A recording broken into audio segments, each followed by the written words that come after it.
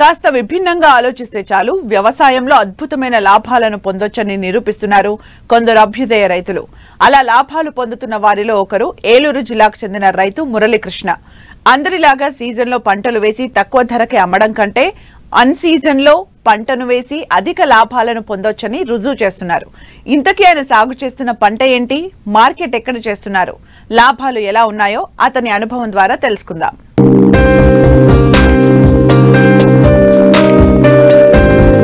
పసుపు నారింజ రంగులతో నిండుగా విరబూసిన ఈ బంతి తోటను చూడండి. ఎత్తైన బెడ్లపై పాలిమల్చింగ్ విధానంలో నూతన సాంకేతికతను ఉపయోగించుకోవడం వల్ల మొక్కల నిండుగా పూలతో తోట కళకళలాడుతోంది. ప్రస్తుతం అన్ సీజన్ అయినా ఎన్నికలను దృష్టిలో పెట్టుకుని సాగు చేశారు ఏలూరు జిల్లా ముసునూరు మండలం వెంకటాపురం గ్రామానికి చెందిన రైతు కోట మురళీకృష్ణ.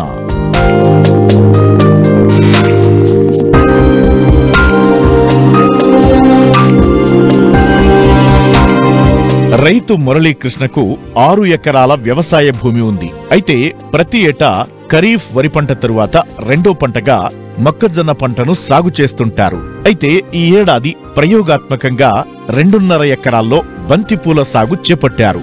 వేసవి కాలంలో పూల దిగుబడి తక్కువగా వస్తుంది, రిస్క్ కూడా అధికంగా ఉంటుంది. అయితే ఆంధ్రప్రదేశ్లో ఎన్నికలను దృష్టిలో ఉంచుకుని ఫిబ్రవరి నెలలో నర్సరీ నుండి మొక్కలను తీసుకొచ్చి నాటారు. ప్రస్తుతం మొదటి పంట కోత అయిపోయింది, రెండో కోత కోస్తున్నారు. మార్కెట్లో పూలు లేకపోవడం మంచి ధర పలుకుతోందని రైతు ఆనందం వ్యక్తం చేస్తున్నారు. నేను మొక్కజొన్న అక్టోబర్ 10వ తారీఖున మొక్కజొన్న పెట్టి అది అయిపోయిన తర్వాత సెకండ్ క్రాప్ కింద ఈ బంతి సాగు చేద్దామనే ఆలోచన మీద, బంతి వేస్తే బాగుంటుందేమో అన్న ఆలోచన మీద చేశాను. ఈ 2 ఎకరాలన్నర బంతి తోట, ఇది 2 ఎకరాలన్నర బంతి తోటకి వచ్చి విత్తనం వచ్చేసేసి ఎల్లో పంచి, ఆరెంజ్ వచ్చేసేసి ఇందూస్ కంపెనీ వాడిది. ఫిబ్రవరి 1వ తారీఖున దీన్ని సాగు చేశాను. మొక్క వచ్చేసేసి 3 రూపాయలు కొనుబడి. ఈ 2 ఎకరాలన్నరకి వచ్చేసేసి 21,000 మొక్క వేసాను. సాల్కి వచ్చేసేసి 36 అంగుళాలు పెట్టాను. మొక్కే 15 అంగుళాలు చొప్పున వేసుకుంటూ వెళ్ళిపోయాను. నార్ కాస్ట్ వచ్చేసేసి 3 రూపాయల చొప్పున మొక్క వచ్చేసేసి 60,000 చిల్లర కట్టాను. దుక్కులు బొక్కులు 10,000 రూపాయలు అయింది. డ్రిప్ విధానంలో వేసవకాలం ఏంటంటే ఈ రోజుల్లో 35 నుంచి 40-45 డిగ్రీల వరకు టెంపరేచర్ మీద మనం అనుకున్నంత సైజు పువ్వు రాదు. ప్రజెంట్ మార్కెట్ అయితే పర్వాలేదు, ఒక కటింగ్ అయిపోయింది. మొత్తం కటింగ్కి సరాసరిన ఎకరానికి వచ్చేసేసి 2 టన్నులు దాకా వచ్చింది. ఈ కోత వచ్చేసేసి 3 టన్నులు వస్తామని ఆశపడుతున్నాం.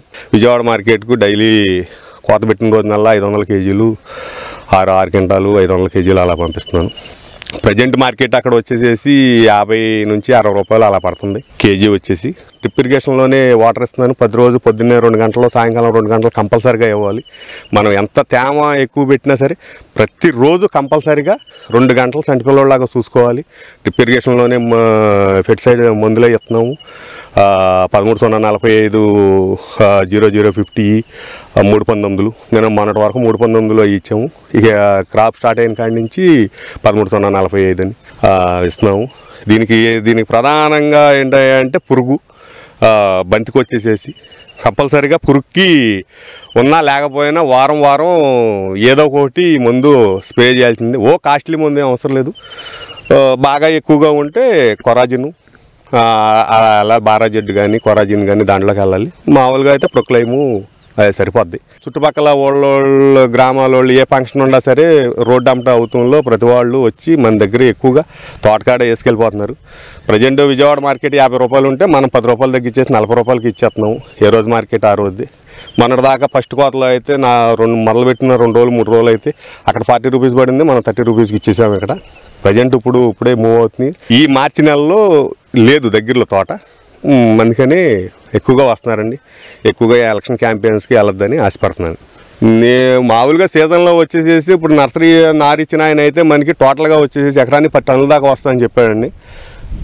ఈ రోజుల్లో అగ్గులు టెంపరేచర్ మీద మనం కనీసం 5 టన్నులన్నా 6 టన్నులన్నా వస్తామని అనుకుంటున్నానండి.